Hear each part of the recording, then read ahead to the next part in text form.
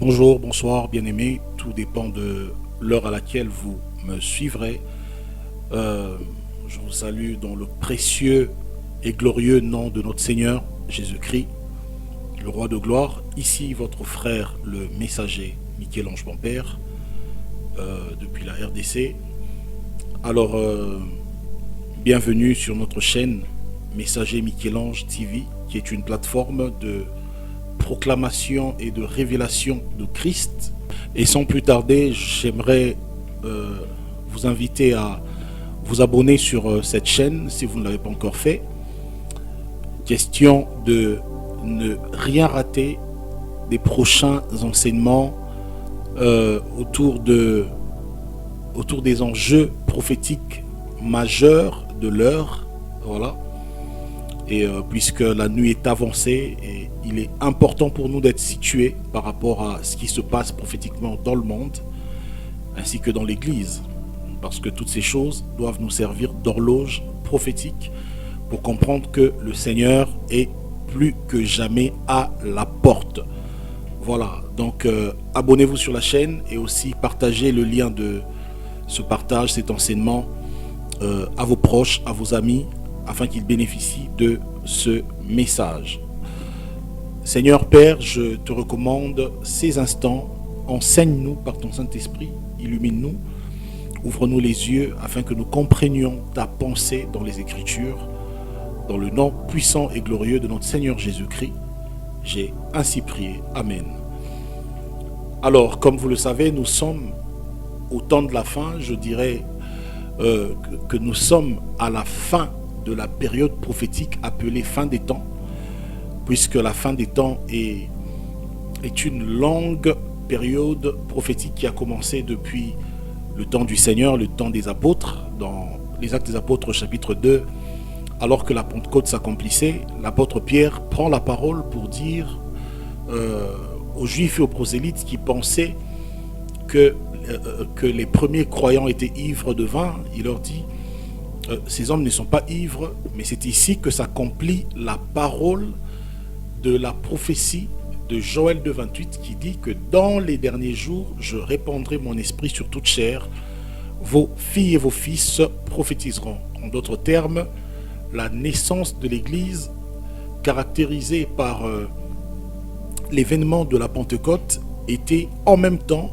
l'ouverture ou l'inauguration de cette période de la fin appelée dernier jour, aussi appelé dernier temps ou encore fin des temps. Maintenant, cette période des derniers jours a eu un début du temps, comme je l'ai dit, des apôtres, et cette période est en train de toucher à son achèvement, bien sûr, avec notre génération. Alors c'est très important de comprendre donc les enjeux prophétiques majeurs annoncés dans les Écritures qui sont en train de voir leur plein accomplissement, et malheureusement dans une attitude de totale distraction de la part de l'Église, distraite par différentes fausses doctrines, distraite par un évangile de l'ego, des ambitions humaines, alors que l'humanité, le temps des nations est en train de toucher à sa fin,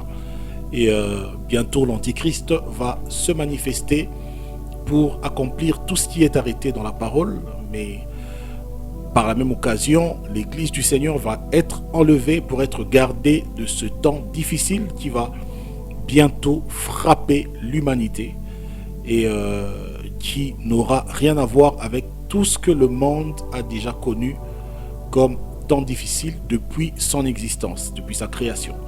Donc c'est important pour nous d'être situés par rapport à ces choses-là, et pour cela il faut faire une étude minutieuse des Écritures qui parlent quand même de certains faits majeurs, de certains signes majeurs. Notamment aujourd'hui nous allons voir, étudier un peu sur le temps de Noé. Pourquoi le temps de Noé? Parce que c'est un temps très prophétique auquel le Seigneur attache ou encore compare notre temps. Donc sans équivoque, le temps dans lequel nous sommes est est une répétition prophétique du temps de Noé. Ça veut dire en d'autres termes qu'il est très important pour l'Église de comprendre ce qui s'est passé au temps de Noé justement afin de pouvoir mieux cerner les enjeux de notre temps. Alors je suis dans Matthieu chapitre 24 à partir du verset 37. Matthieu 24, 37 à 39. La parole dit: ce qui arriva du temps de Noé arrivera de même à l'avènement du Fils de l'homme. Car dans les jours qui précédèrent le déluge, les hommes mangeaient et buvaient, se mariaient et mariaient leurs enfants, jusqu'au jour où Noé entra dans l'arche. Et ils ne se doutèrent de rien. Attention, j'insiste, ils ne se doutèrent de rien, jusqu'à ce que le déluge vint et les emporta tous. Il en sera de même à l'avènement du Fils de l'homme. Donc nous constatons ici que le Seigneur Yehoshua HaMashiach est lui-même en train de comparer la période de son avènement au temps de Noé. En d'autres termes, il faut que nous retournions dans une analyse prophétique du temps de Noé pour comprendre ce qui s'est passé afin d'avoir une idée exacte de notre génération et des enjeux qui sont en train déjà de se passer et qui sont aussi en train d'arriver. Voilà, donc nous sommes dans Genèse chapitre 6, le verset 1er. Genèse 6, à partir du verset 1er, voilà, on va s'arrêter quelque part. Il est écrit: lorsque les hommes eurent commencé à se multiplier sur la face de la terre, et que des filles leur furent nées, les fils de Dieu virent que les filles des hommes étaient belles, et ils en prirent pour femmes parmi toutes celles qu'ils choisirent. Alors l'Éternel dit: mon esprit ne restera pas à toujours dans l'homme, car l'homme n'est que chair, et ses jours seront de 120 ans. Verset 4. Les géants étaient sur la terre en ces temps-là, après que les fils de Dieu furent venus vers les filles des hommes, et qu'elles leur eurent donné des enfants. Ce sont ces héros qui furent fameux dans l'Antiquité. L'Éternel vit que la méchanceté des hommes était grande sur la terre, et que toutes les pensées de leur cœur se portaient chaque jour uniquement vers le mal. L'Éternel se repentit d'avoir fait l'homme sur la terre, et il fut affligé en son cœur. Et l'Éternel dit: j'exterminerai de la face de la terre l'homme que j'ai créé, depuis l'homme jusqu'au bétail, aux reptiles et aux oiseaux du ciel, car je me repens de les avoir faits. Mais Noé trouva grâce aux yeux de l'Éternel. Voilà, voici la postérité de Noé. On va voilà, on va essayer de sauter ça. On va au verset 13, au verset 12, pardon. Dieu regarda la terre, et voici, elle était corrompue, car toute chair avait corrompu sa voie sur la terre. Alors Dieu dit à Noé: la fin de toute chair est arrêtée par devant moi, est arrêtée par devers moi, car ils ont rempli la terre de violence. Voici, je vais les détruire avec la terre. Et ensuite, le Seigneur va demander évidemment à Noé de construire l'arche de Noé, à travers laquelle une petite minorité qui représentait bien évidemment le reste pour une nouvelle humanité va être sauvée, épargnée et gardée du jugement divin sur l'humanité. Alors, je tiens à préciser, parce que cela est très déterminant dans la compréhension de cette écriture, que nous venons de lire ce texte avec voilà la version Louis II, mais qui est quand même assez atténuée au fait. Vous voyez, c'est une version qui, dans sa traduction, ne reprend pas fidèlement les mots, les concepts tels que ils le sont dans les textes proches aux originaux, donc les textes hébreux. Vous voyez, parce que normalement le deuxième verset qui dit « Les fils de Dieu virent que les filles des hommes étaient belles », dans des versions proches des textes originaux, il y en a quand même plusieurs, on ne parle pas du mot fils de Dieu, mais on parle des Elohim. Donc pourquoi? Parce que Elohim est un mot hébreu pluriel qui, bien évidemment, désigne essentiellement des êtres célestes. Vous voyez, donc contrairement à ce que l'on pense, Elohim n'est pas d'abord le nom propre de Yahweh, même si ça renvoie originellement à Yahweh en tant que créateur, parce que dans le récit de la création, Yahweh est révélé comme Elohim, mais Elohim est aussi un mot, c'est un mot pluriel, donc le im, c'est un peu comme le S en français à la fin d'un mot pour désigner non seulement Yahweh, mais aussi tous les êtres qui ont été créés originellement à son image, bien évidemment, les êtres célestes. Donc, la Bible nous parle des Elohim qui étaient descendus sur la terre. Évidemment, il s'agit de ces anges qui avaient perdu, comme Jude le dit, qui ont abandonné leur gloire, ça veut dire qui ont perdu leur nature angélique, et donc et qui se sont manifestés dans la chair, voyez, et qui ont convoité des femmes, des filles des hommes, ça veut dire qu'il y avait désormais un type de rapport, comment le définir, contre nature, voilà, entre des êtres célestes déchus et des filles des hommes. En d'autres termes, des anges déchus qui ont eu à prendre pour femmes des filles des hommes, ça veut dire des filles adamiques, des filles de la lignée d'Adam.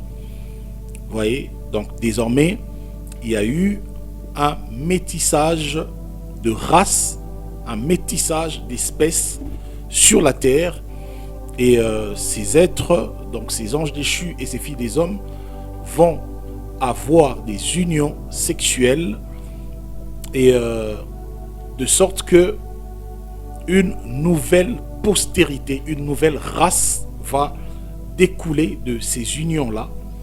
C'est la race dont on parle au verset 4.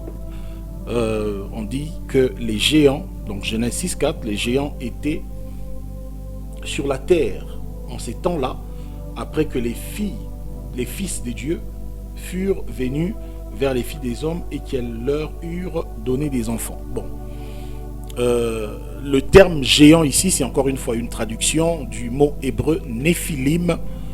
Alors les Néphilim, ce n'est pas d'abord une affaire de géants en tant que taille, même si bien sûr il y a eu cette race des gens de très grande taille à cet âge-là de Noé. Mais le mot Néphilim, il faut le prendre plutôt dans son sens beaucoup plus large, qui traduit simplement ou désigne simplement des hybrides. Parce qu'il y a une différence entre les géants et les hybrides. Les géants, c'est simplement une catégorie des Néphilim. Ce n'est pas tous les Néphilim comme tels, mais c'est une catégorie qui s'apparentait beaucoup plus à une affaire de taille physique. Mais le mot qui traduit de manière beaucoup plus large Néphilim, c'est les hybrides. Pourquoi hybrides? Parce qu'il s'agit d'abord d'une question de nature et pas d'abord d'une question de taille. Ça veut dire que il y a eu une nouvelle espèce des hommes sur la terre qui étaient le fruit de l'union contre nature entre les esprits incarnés, vous voyez, avec les filles des hommes, donc des êtres qui avaient à la fois des facultés humaines, mais aussi des facultés démoniaques, tout simplement. Et voilà. Et maintenant, la parole nous dit que c'est eux qui furent fameux dans l'Antiquité. Ce sont ces géants, ces Néphilim, qui ont été fameux dans l'Antiquité. Ça veut dire c'est eux qui ont fait la loi. C'est eux qui ont dirigé l'humanité. C'est eux qui ont politiquement, économiquement, culturellement, idéologiquement, et bien sûr du point de vue ésotérique, du point de vue mystique, du point de vue religieux, voilà, c'est eux qui étaient à la tête de la pyramide et en train de gouverner l'humanité. Donc le Seigneur va dire que toute la terre était couverte, était remplie de méchanceté. Le mot méchanceté ici, c'est pas méchanceté dans le sens des, voilà, des actes répréhensibles que les humains posent par la chair, mais c'est méchanceté dans le sens des abominations, des pratiques contre nature qu'il n'y a jamais eu sur la terre avant et qu'il n'y a même plus eu après, jusqu'à ce que arrive le temps dans lequel nous sommes, qui représente le temps de répétition de ces choses, le temps de résurgence de ces choses-là. Voyez.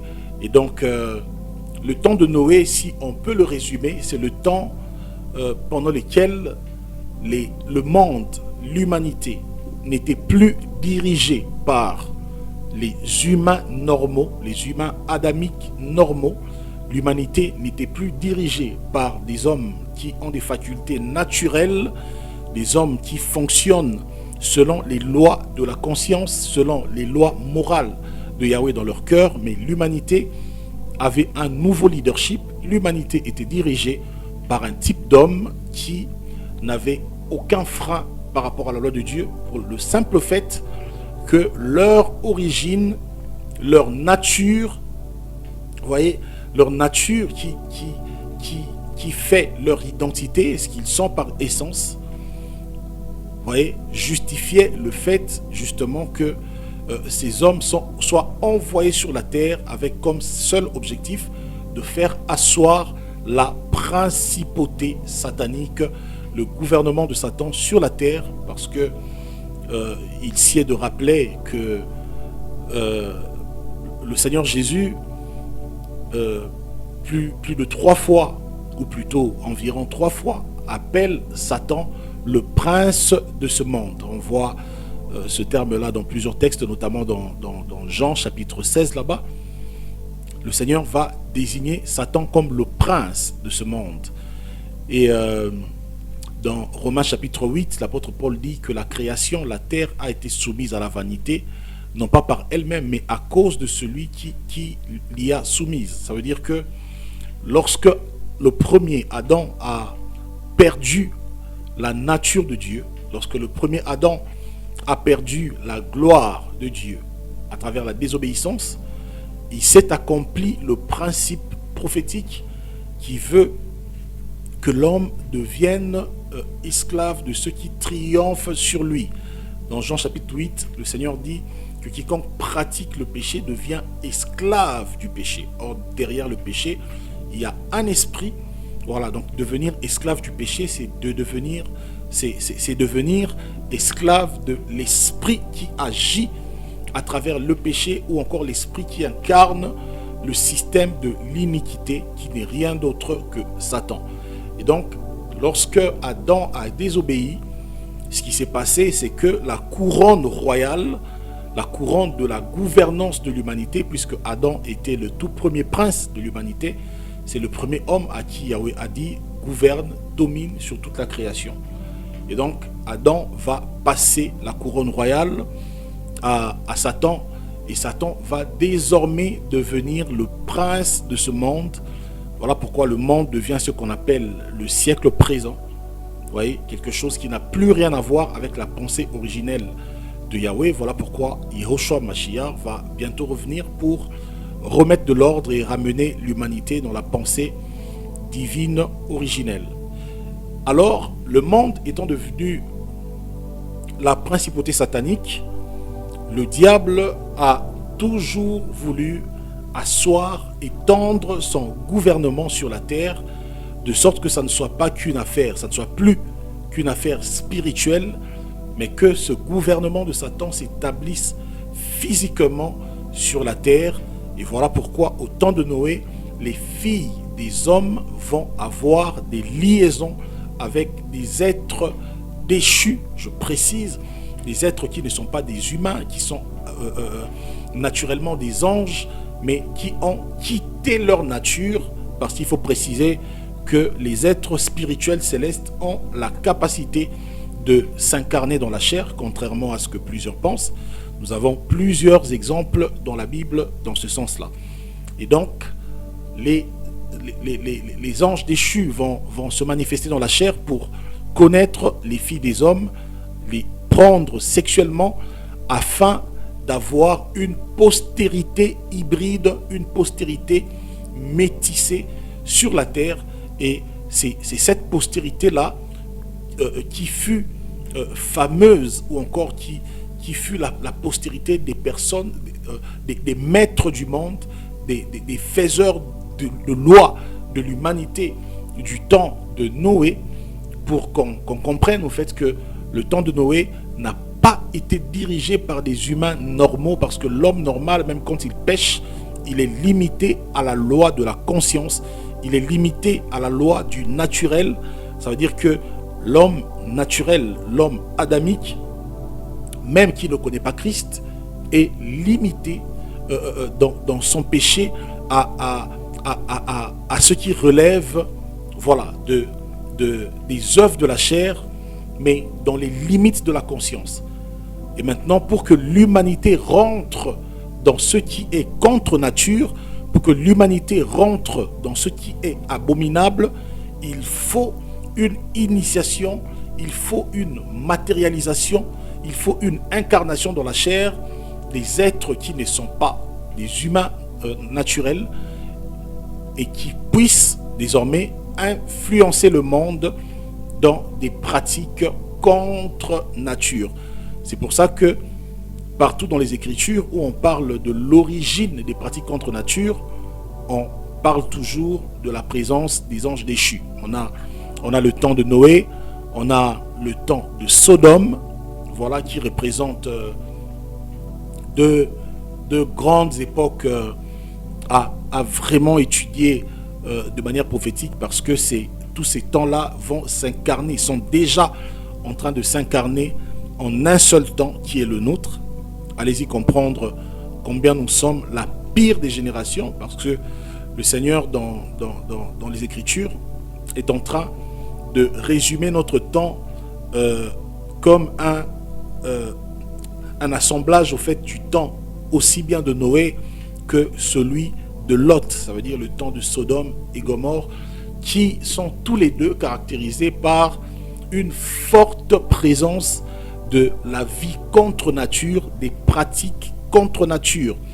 Vous remarquez que dans Matthieu chapitre 24 que nous avons lu, le Seigneur Jésus, lorsqu'il résume le temps de Noé en rapport avec le temps de la fin, il dit de même qu'au temps de Noé, les gens se mariaient, les gens mangeaient, buvaient, se mariaient et mariaient leurs enfants. Ils ont été surpris par le jugement du déluge. Il en sera de même pour le Fils, pour l'avènement du Fils de l'homme. Alors, on devrait se poser la question: pourquoi le Seigneur fait du manger, du boire et du mariage des signes eschatologiques majeurs, des signes de son avènement, alors que le mariage n'a jamais été un péché dans la parole. Le mariage est même une institution divine. Et dans Colossiens 2, chapitre 2, le verset 16, là-bas, l'apôtre Paul dit que personne ne vous juge au sujet du manger et du boire. Alors, comment justifier, comment expliquer le fait que le Seigneur Jésus parle ici du manger et du boire, mais aussi des mariages comme des signes du temps de la fin, comme des signes majeurs, en disant que ce qui s'est passé au temps de Noé allait se reproduire. Le vrai problème ici, c'est qu'il faut comprendre le manger et le boire dont le Seigneur parle. Il faut comprendre le type de mariage dont le Seigneur parle. Il ne s'agit en rien des mariages ordinaires et naturels entre deux humains adamiques, mais au fait, le Seigneur est en train de faire allusion à un type de mariage contre nature qui avait lieu de manière très spécifique dans le temps de Noé. C'est le mariage des anges déchus manifestés dans la chair avec bien évidemment des filles des hommes. Ça veut dire que le temps de Noé était un temps où les puissances des cieux s'étaient ébranlées, l'armée des cieux était tombée sur la terre. Voilà, les étoiles du ciel étaient tombées sur la terre. Et dans Apocalypse chapitre 12, on nous parle du dragon qui, dans ce temps de la fin, est en train, avec sa queue, de précipiter le tiers des étoiles du ciel sur la terre. Et bien évidemment, les étoiles du ciel, dans la prophétie biblique, représentent les anges.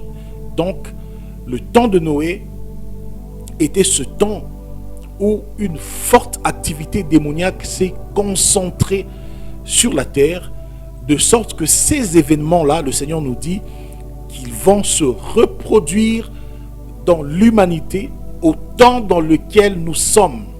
Voilà pourquoi c'est très important pour les rachetés de comprendre, d'identifier, de situer cet âge prophétiquement, situer cette génération à la lumière des Écritures pour comprendre qu'il est plus que temps de se cacher dans l'arche qui est la croix du Mashiach et en dehors de laquelle il n'y a point de salut, en dehors de laquelle le jugement tombera avec certitude. Et donc, le Seigneur nous renseigne que ce qui s'est passé au temps de Noé va se reproduire dans les temps dans lesquels nous sommes. Alors le Seigneur l'a dit, il y a environ 2000 ans. Donc, la vraie question, c'est où en sommes-nous aujourd'hui? Où en sommes-nous aujourd'hui? Est-ce que l'on peut confirmer que cette prophétie, que ces déclarations du Seigneur sont en train de s'accomplir à la lettre? La réponse est bien oui. La réponse est bien oui. Pourquoi? Parce que simplement,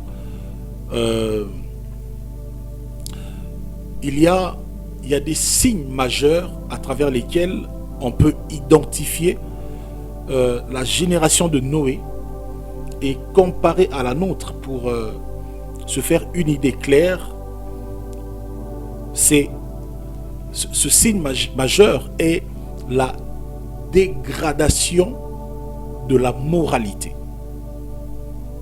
Ça veut dire que depuis que l'homme existe, depuis que le péché naturel existe, parce qu'il y a lieu de distinguer le péché naturel, ça veut dire tout acte répréhensible devant Dieu, mais lié à la nature charnelle de l'homme, qui n'est pas à confondre au péché contre nature, qui sont des actes non inscrits dans la conscience de l'homme, mais des actes des actions auxquelles l'homme va être initié par l'influence des autres êtres, des êtres célestes qui se sont abattus sur la terre pour influencer désormais les hommes et emmener l'humanité dans le plus grand chaos, dans la plus grande rébellion qui doit précéder le jugement.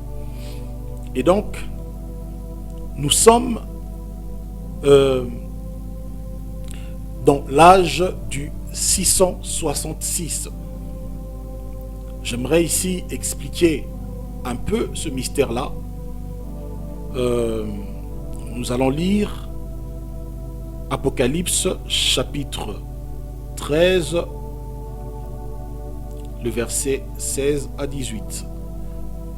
Apocalypse 13, 16 à 18. Il est écrit, voilà, on peut même prendre On peut prendre à partir du verset 15. Et il lui fut donné d'animer l'image de la bête afin que l'image de la bête parlât et qu'elle fit que tous ceux qui n'adoraient pas l'image de la bête fussent tués. Et elle fit que tous, petits et grands, riches et pauvres, libres et esclaves, reçussent une marque sur leur main droite et sur leur front, et que personne ne put acheter ni vendre sans avoir la marque, le nom de la bête ou le nombre de son nom. C'est ici la sagesse. C'est ici la sagesse, que celui qui a de l'intelligence calcule le nombre de la bête, car c'est un nombre d'hommes, et son nombre est 666. Alors,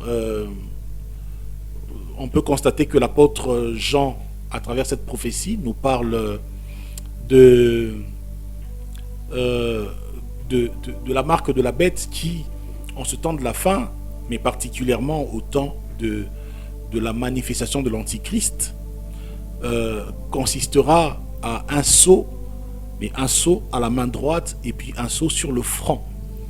Voilà, de sorte que sans cela, personne ne peut acheter ni vendre. Alors depuis, plusieurs personnes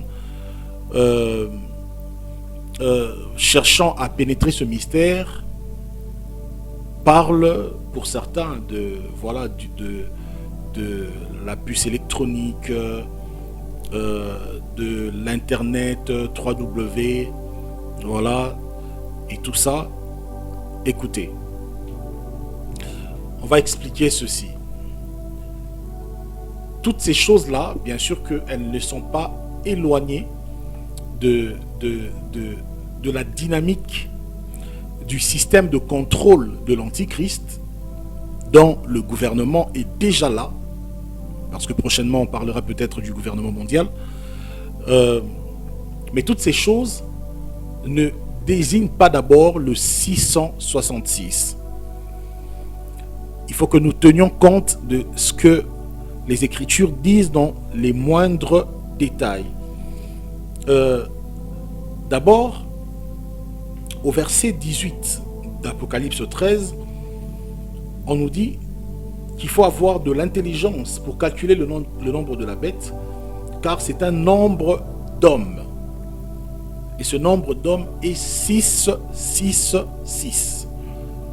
Donc il y a une répétition à 3 reprises du chiffre 6, qui est le nombre de l'homme. Pourquoi le nombre de l'homme? Parce que l'homme a été créé le 6e jour. Écoutez, c'est très important d'avoir un regard prophétique de l'Ancien Testament assez éclairé pour mieux comprendre Apocalypse, parce que Apocalypse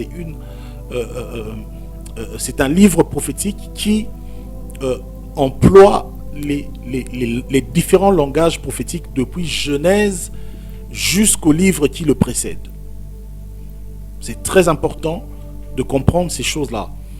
Et donc, le nombre de l'homme, c'est le nombre 6, ou encore le chiffre 6. Pourquoi? Parce que l'homme a été créé le 6e jour. Si nous rentrons dans la parole prophétique, l'âge adamique représente le chiffre 6. L'âge adamique représente le 6e jour. Voilà pourquoi quand on parle de l'âge du repos de Dieu, qui est l'image du salut, qui est l'image du sabbat éternel, on parle de du 7e jour. Et lorsqu'on retrace cela par rapport à la prophétie de 70 semaines de Daniel, on présente la période du retour de Christ comme la période de la 70e semaine. Donc on a encore une fois le chiffre 7 qui représente le repos, qui représente la perfection, le retour à la perfection divine. Et de sorte que l'âge de l'homme, l'âge de l'humanité dirigé selon le leadership de l'homme est représenté par le chiffre 6. Maintenant, pourquoi 666? Parce que justement dans la tradition biblique juive, il est de coutume que lorsque le Seigneur veut attirer l'attention de son peuple sur une vérité biblique, eh ben, il martèle sur le mot de sorte à y revenir 2 ou 3 fois. Souvenez-vous que voilà, Isaïe va voir des séraphins qui déclarent Saint, Saint, Saint est l'Éternel. Ça ne veut pas dire que Dieu est 3 fois saint comme plusieurs le prétendent, parce que la sainteté de Dieu ne peut pas être quantifiée. Vous voyez, le Seigneur n'est pas 3 fois saint, le Seigneur est infiniment saint. C'est plutôt un superlatif qui est employé pour retenir l'attention du peuple, l'attention des croyants, l'attention des rachetés sur la nature infiniment sainte, ou plutôt le côté infiniment saint, le caractère infiniment saint de Yahweh. En d'autres termes, les séraphins sont en train de déclarer la sainteté infinie de Yahweh. Voilà pourquoi le mot est repris 3 fois pour dire que Yahweh n'est pas 3 fois saint, mais il est infiniment saint. Voilà même pourquoi aussi, lorsque le Seigneur Yehoshua voulait dire une vérité forte, une vérité fondamentale et déterminante aux Juifs, il commençait par en vérité, je vous le dis. Pourquoi il ne le disait pas une seule fois? Pourquoi il devait le dire 2 fois, 3 fois? C'est parce que justement le but était d'attirer l'attention, de retenir l'attention de ses auditeurs et de ses lecteurs par extension bien sûr, retenir leur attention sur la vérité forte qui va être développée, qui va être annoncée par la suite. Vous voyez? Et donc lorsqu'on dit 666, ce n'est pas 666 comme voilà, dans les mathématiques où on prend on parlerait voilà des nombres à 3 chiffres. Non, mais il s'agit plutôt d'un seul chiffre mais repris 3 fois pour justement attirer notre attention sur le temps dans lequel nous sommes, qui n'est rien d'autre que le temps de l'homme. Vous voyez? Maintenant, la question est de quel homme on parle. Nous sommes en train, les Écritures sont en train de parler du 666, qui n'est rien d'autre que le paroxysme ou encore l'apogée qui va précéder bien sûr le déclin de la chute, qui va précéder le déclin de l'humanité selon l'homme déchu. Pourquoi? Parce que depuis la chute d'Adam, eh ben, l'humanité est dans le 6e jour, ça veut dire le jour de l'homme, mais l'homme dans son état déchu, l'homme dans l'état du péché, l'homme dans l'état d'une alliance avec Satan, parce que après la chute d'Adam, eh ben, le Seigneur va déclarer que le serpent allait désormais se nourrir de la poussière de la terre. Or, si nous rentrons dans la zoologie, le serpent ne mange pas la poussière. Le serpent, il y en a qui mangent les herbes, il y en a qui mangent, qui sont carnivores et tout ça, qui mangent la chair. Mais en fait, le serpent ne se nourrit pas de la poussière. Voyez? Mais par contre, dans le contexte de la création, nous sommes dans la parole prophétique où lorsqu'on parle de la poussière de la terre, on parle de l'homme qui a été tiré de la poussière. Le Seigneur dit, tu retourneras à la poussière d'où tu as été tiré. Et donc, après le péché adamique, après le péché originel, l'homme va désormais prendre de l'ascendance, l'homme va désormais prendre de la supériorité sur Satan, de sorte qu'il y a désormais une forme d'alliance, une forme de rapport de soumission, d'assujettissement entre Satan et l'homme, de sorte que l'homme qui règne, c'est simplement l'homme selon Satan, l'homme selon les desseins de Satan, l'homme établi par Satan. Souvenez-vous dans Matthieu chapitre 4, Satan va dire au Seigneur de se prosterner devant lui et dit, prosterne-toi devant moi et je te donnerai toute cette gloire de la terre, car ça m'a été donné. Et donc, le diable, depuis la chute d'Adam, devint le prince de ce monde, de sorte que nous sommes dans l'âge du 6e jour, mais un 6e jour non plus dans le contexte de la perfection, d'avant la chute, mais un 6e jour dans le contexte de la déchéance, ça veut dire le 6e jour ouvert après la chute adamique. De sorte que c'est le temps du règne de Satan. Voilà pourquoi le monde actuel ne peut que être dirigé, coordonné, contrôlé au plus haut niveau par des sociétés secrètes qui sont constituées essentiellement des satanistes, des gens, des Illuminati, des gens que le diable a établis, a mandaté, des gens qui boivent du sang, des gens qui mangent de la chair, et des gens qui, pour la plupart, sont de cette race de Néphilim, ça veut dire de cette postérité d'une relation hybride, d'une relation contre nature entre les filles des hommes et les anges déchus qui s'incarnent dans la chair. Donc ces événements ne se sont pas accomplis qu'au temps de Noé, parce que le Seigneur dit que ce qui a été du temps de Noé sera également dans ce temps-ci. Voilà pourquoi, par conséquent, vous remarquez que l'humanité est à fond dans le contre-naturel, dans le contre-nature. Vous voyez? Alors, j'aimerais attirer notre attention sur le fait que le péché a toujours existé dans le monde, les abominations ont toujours existé, mais l'on constate que depuis la fin du XXe siècle, et donc la fin des années 1900 et l'entrée à ce millénaire du XXIe siècle, jusqu'à aujourd'hui 2023, on constate que le monde est en train de se dégrader à une vitesse terrible. Ce n'est pas anodin. Nous sommes passés de la dégradation de l'homme qui va passer de la sexualité normale à ce qu'on appelle des homos, à ce qu'on appelle voilà, des femmes qui vont avec des femmes, pour ne pas que notre vidéo soit menacée en mentionnant des noms. Mais après ça, allons-y imaginer que ces choses existaient déjà du temps de Sodome, et elles ont continué d'exister après Sodome. Mais seulement, nous arrivons, puisque nous sommes, notre génération, nous sommes la somme du temps, aussi bien de Noé que de Sodome.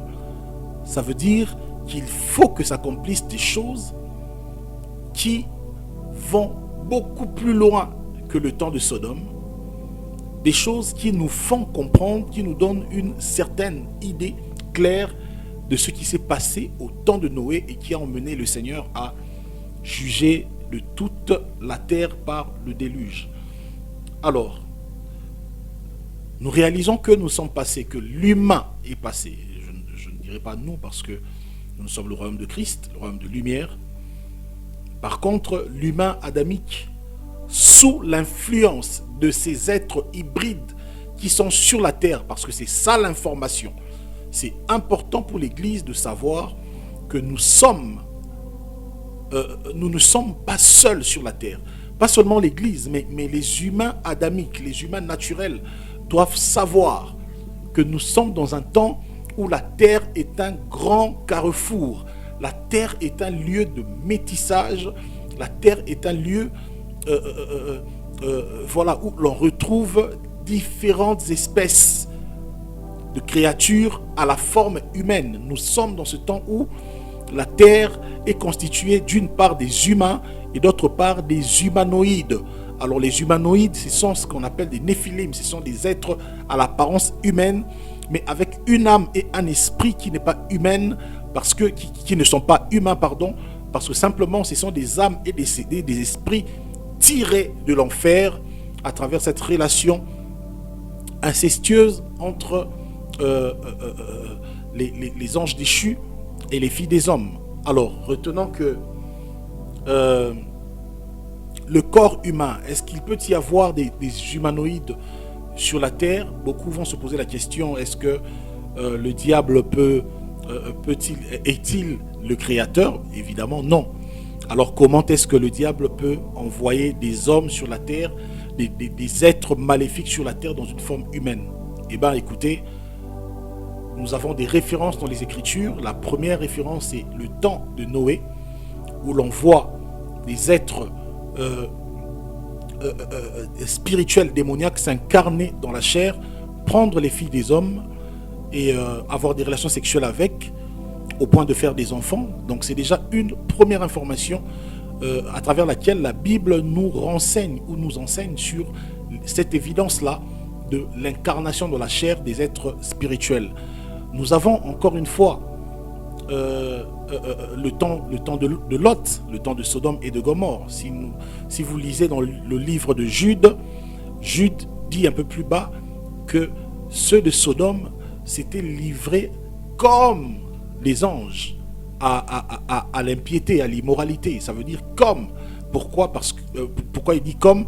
Parce que justement, il y a eu des anges déchus qui ont influencé la société de Sodome de sorte à leur apprendre ces pratiques contre nature. Parce que comme je l'ai dit tantôt, chaque fois qu'on parle du contre nature, eh ben, on parle des pratiques auxquelles les hommes sont initiés par des êtres qui ne sont pas des humains naturels.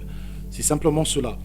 Et voilà, donc c'est de ça qu'il s'agit. Et les anges des dieux aussi sont plusieurs fois incarnés dans la chair. Elohim lui-même, dans Genèse, je pense, le chapitre 18, Yahweh a visité Abraham dans une forme humaine, accompagné de 2 anges, avec qui ils ont mangé, ils ont bu, dans une forme humaine, vous voyez. Et Yahweh va ensuite envoyer ces anges, ces 2 anges, dans la ville de Sodome pour voir Lot et pour le délivrer du jugement qui allait arriver.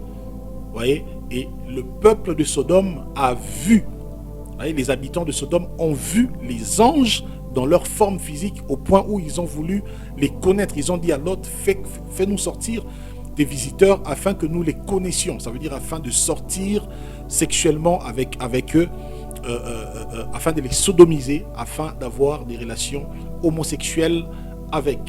Donc allez-y comprendre que, évidemment, les êtres spirituels, célestes, que ce soit des anges déchus, que ce soit des anges purs, justes et saints qui sont restés avec Yahweh, ont cette faculté, cette possibilité de s'incarner dans la chair pour accomplir certains desseins, pour accomplir certaines missions.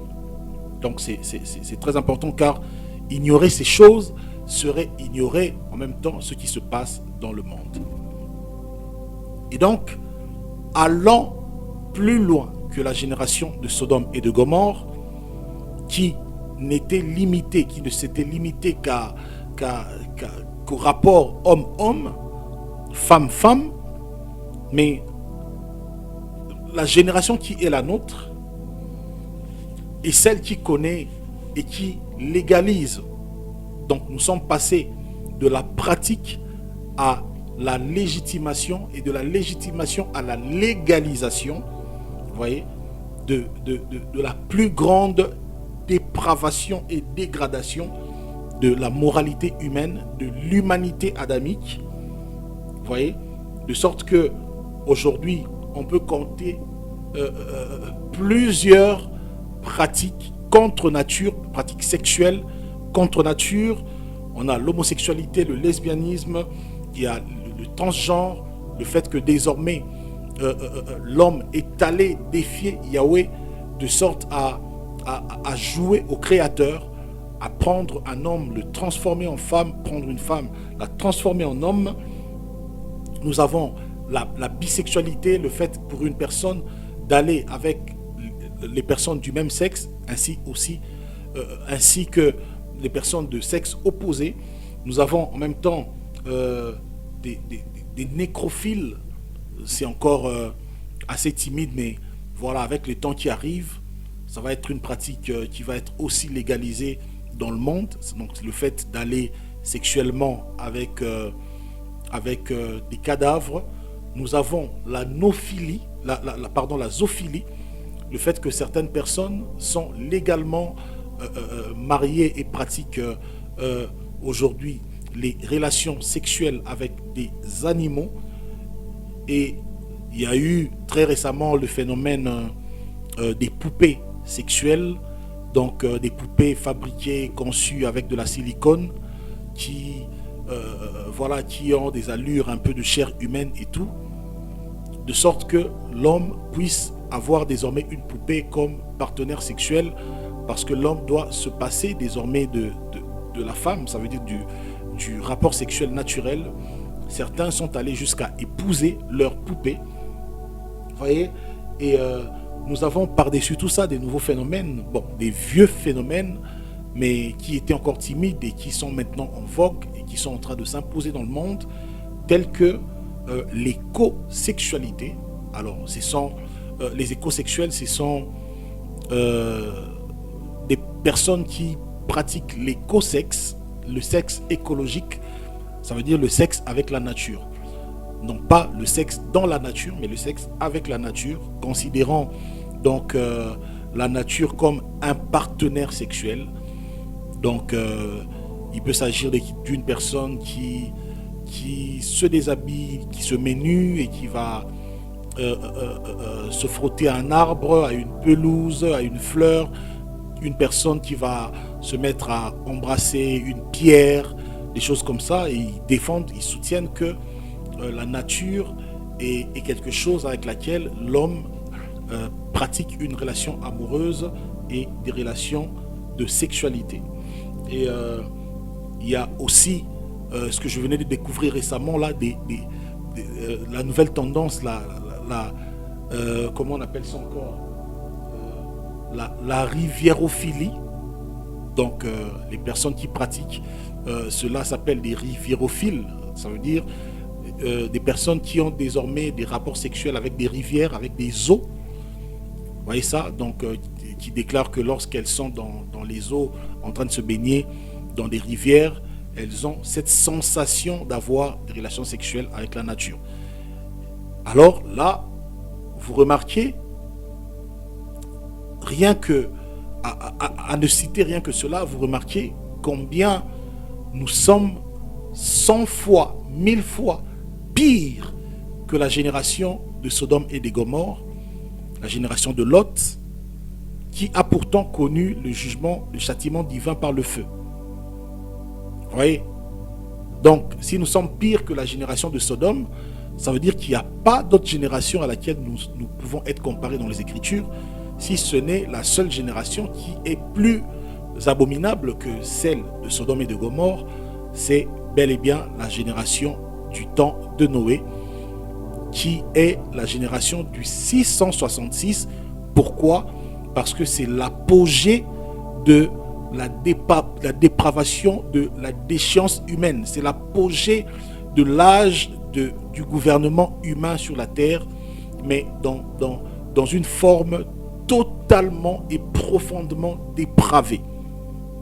Vous voyez? Et rassurez-vous que tous les réseaux sociaux que nous avons aujourd'hui ne sont pas des cadeaux que Dieu nous a faits. Ce ne sont pas voilà, des présents que le Seigneur nous donne.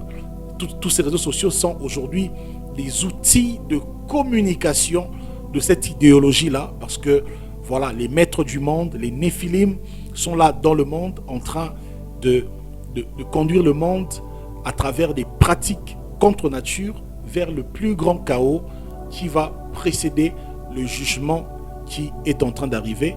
Mais la bonne nouvelle est que avant ce jugement-là, l'Église du Seigneur va être prise dans les airs, de même que Noé, ses fils, ses filles, et ses fils, pardon, et leurs femmes, ainsi que les animaux purs et impurs ont été cachés dans l'arche pendant que le déluge, le jugement du déluge tombait sur la terre. Et bien, de même, l'Église va bientôt être ravie, cachée dans les cieux pendant toute la période où l'humanité connaîtra le règne de l'Antichrist qui va bientôt se manifester, mais aussi le jugement des nations, le jugement de la grande prostituée d'Apocalypse qui va bientôt s'abattre.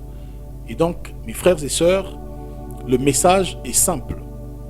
Accrochons-nous à Yehoshua, restons éveillés, veillons sur nos proches, veillons essentiellement sur nos enfants, sur nos jeunes frères, nos jeunes sœurs, nos adolescents, nos cadets, qui sont encore dans beaucoup d'ignorance et qui sont exposés à toutes ces choses qui sont en train de se passer aujourd'hui dans l'humanité. Les temps sont durs, le monde n'est plus ce qu'on a toujours imaginé. Le monde n'est plus ce lieu confortable qu'on a toujours pensé. D'ailleurs, on a tort. On a toujours eu tort de penser ainsi, parce que c'est depuis environ 2000 ans que le Seigneur et les apôtres enseignaient que nous sommes étrangers et voyageurs sur la terre, et que ce siècle n'était pas le nôtre. Le Seigneur Yehoshua disait que mon royaume n'est pas de ce monde. Allons-y comprendre ces choses-là, et il est temps de se réveiller et de s'appuyer sur une seule chose, la révélation de Christ. L'heure actuelle est à proclamer Christ, à révéler Christ aux pécheurs, à révéler la croix du Mashiach, car le Seigneur pardonne n'importe quel péché, il pardonne les iniquités, il pardonne les abominations. Et après cette dispensation du pardon, viendra le temps où la trompette sonnera pour le départ de l'Église et le chaos, le plus grand désastre qui viendra de la part de Dieu sur cette humanité rebelle. Que le Seigneur vous garde, qu'il vous bénisse. On se retrouve très prochainement pour continuer avec cet enseignement sur la prophétie biblique et les enjeux prophétiques majeurs de l'heure. Que le Seigneur vous bénisse. N'oubliez pas de vous abonner sur notre page, sur notre chaîne, mais aussi de partager massivement cet enseignement afin de réveiller plusieurs.